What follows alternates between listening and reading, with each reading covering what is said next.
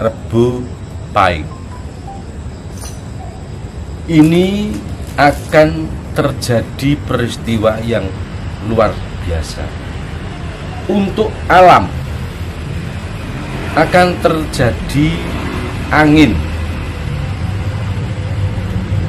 yang besar, mungkin semacam puting beliung, dan ditengarai akan adanya air pasang.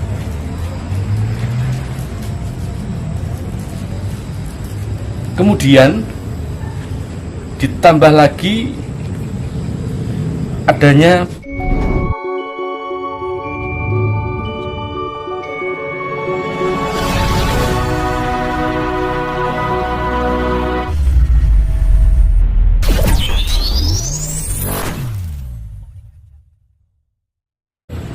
Mogoromo. Oke, terima kasih. Selamat malam para sahabat-sahabat semuanya, para saudara-saudara semuanya. Oke.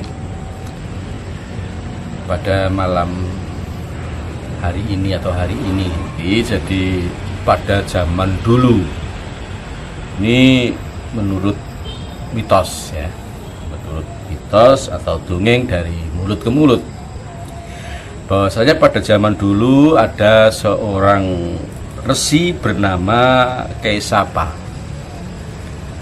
Resi Kaisapa yang mempunyai istri seorang Dewi Sinhika.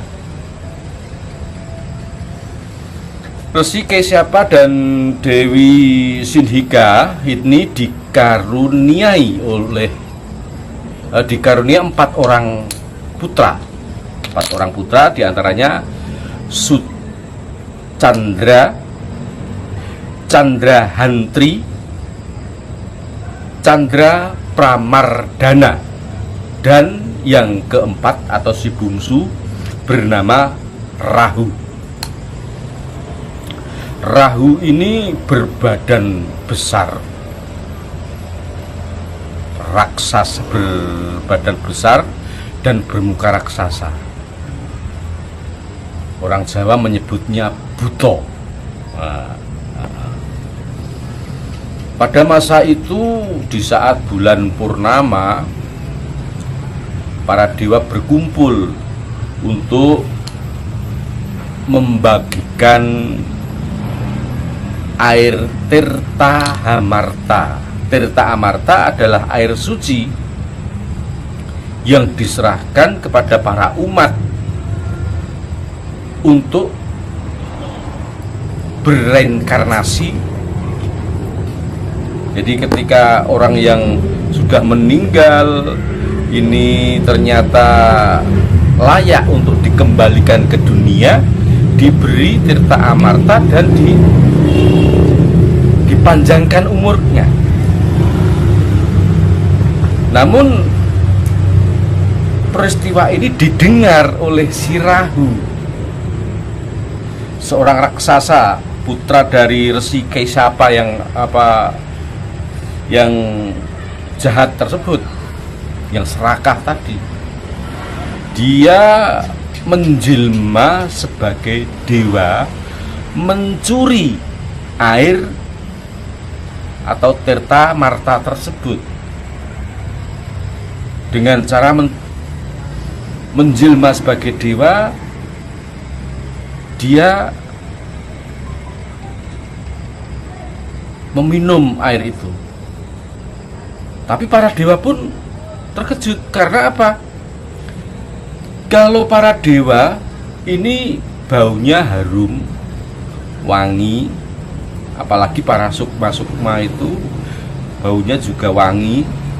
Sedangkan Rahu ini karena raksasa, dia nggak pernah mandi, makanya juga sembarangan, maka baunya amis dan tidak enak. Hingga mata dari sang Betara Guru melihat bahwasanya ada salah satu dewa yang bukan dari golongan dewa. maka diperintahlah Sang Hyang Wisnu Bathara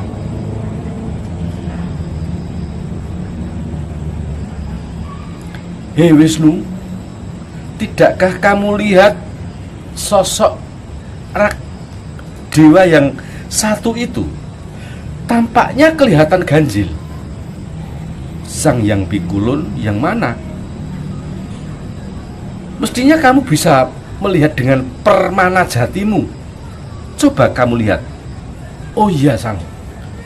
Iya betul, Sang Hyang Guru, betul. Betul ada sosok raksasa yang mencurigakan.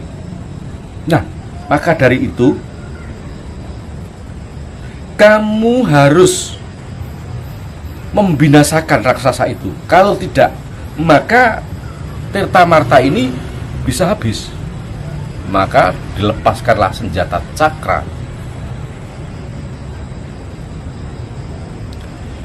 Terpisahlah kepala Rahu antara kepala dan badan. Konon ceritanya si badan ini jatuh ke bumi dan ini menjadi ditumbuk oleh beberapa orang yang ada di bumi. Adapun kepalanya tetap ada melayang-melayang di angkasa. Dalam kepenasarannya ini, Sang Rahu raksasa tersebut bersumpah, wahai para dewa, saksikan, selama hidup dalam putaran waktu, sewaktu-waktu aku akan memakan kamu Betara Surya dan kamu Betara Chandra, karena kamu yang menjadi sumber petaka kematianku. Aku tidak akan menerimakan. Maka pada hari-hari tertentu, ratusan tahun perputaran waktu, si raksasa Rahu tersebut memakan matahari yang disebut gerhana matahari, memakan rembulan yang disebut gerhana rembulan. Namun karena ini hanya kepala saja, tidak ada badannya, maka ketika ditelan justru malah tampak rembulannya, tampak pula mataharinya. Apabila dia makan matahari, maka didengar disorai, "Woi, buto, lepen," itu langsung ditelan, malah ketok gitu. Itu mitos terdahulu. Namun sesungguhnya itu adalah suatu pitutur atau petuah bahwasanya Allah menunjukkan kuasanya dalam fenomena alam ini. Itulah kuasa Allah untuk memutar waktu dengan berkala. Setiap sekian ratus tahun maka akan terjadi peristiwa semacam itu, baik itu gerhana matahari maupun gerhana rembulan. Tapi dibalik semua itu, orang Jawa terdahulu, para filsuf terdahulu, dengan indera keenamnya, dengan kesucian batinnya, karena peristiwa ini berkala setiap sekian tahun, setiap hari apa, bulan apa, akan ada peristiwa apa. Orang Jawa menyebut ilmu titen ono zaman nek dino iki sasi iki bakale ono kaya ngene. Apabila terjadi peristiwa yang sama pada waktu, bulan, hari, tanggal dan pasaran yang sama, maka akan terjadi pula peristiwa yang sama. Nah, itu yang dinamakan primbon, parimbu. Orang Jawa mengajarkan primbon, atau lebih gampangnya ramalan gitu ya. Namun ramalan itu bisa kita percaya, bisa tidak, seiring dengan perkembangan zaman. Tapi setidaknya dengan ramalan itu kita harus mampu untuk senantiasa berjaga-jaga. Apa? Pada hari Rebo Pahing ini akan terjadi peristiwa yang luar biasa. Untuk alam akan terjadi angin yang besar, mungkin semacam puting beliung, dan ditengarai akan adanya air pasang.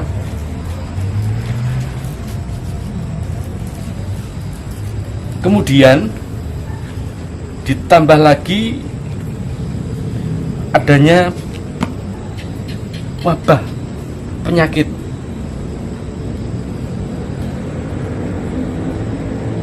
yang berbahaya, dan untuk tata negara akan terjadi kekacauan.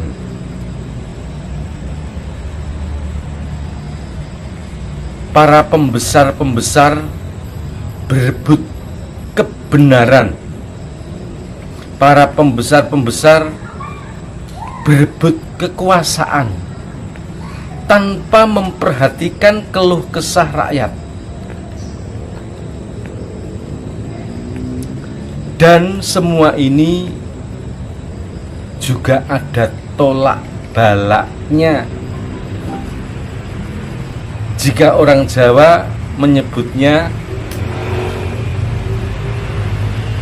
eling lan waspada, neng ning awas sarta eling, yang artinya neng kita harus bisa diam, menduduki posisi kita sebagai apa?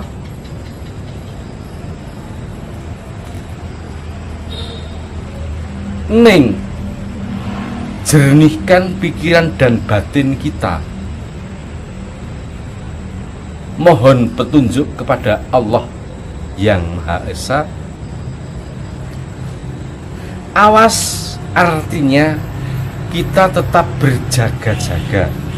Jangan sampai kita menjadi korban yang sekiranya sia-sia.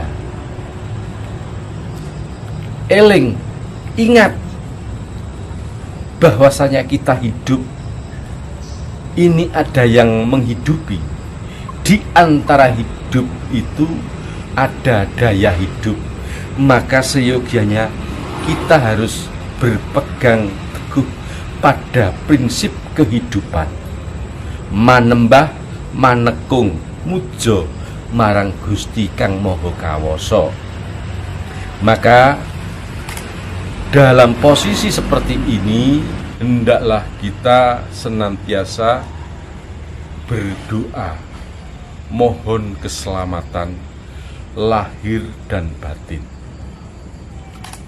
Demikian sepenggal keterangan saya, dan semoga hari ini merupakan petunjuk dan berkah dari Allah Subhanahu wa Ta'ala. Tetap jaga kesehatan, waspada, jangan sampai terjadi apa-apa di antara kita. Nasratul Mustaqim. Wassalamualaikum warahmatullahi wabarakatuh. Warahmatullahi wabarakatuh.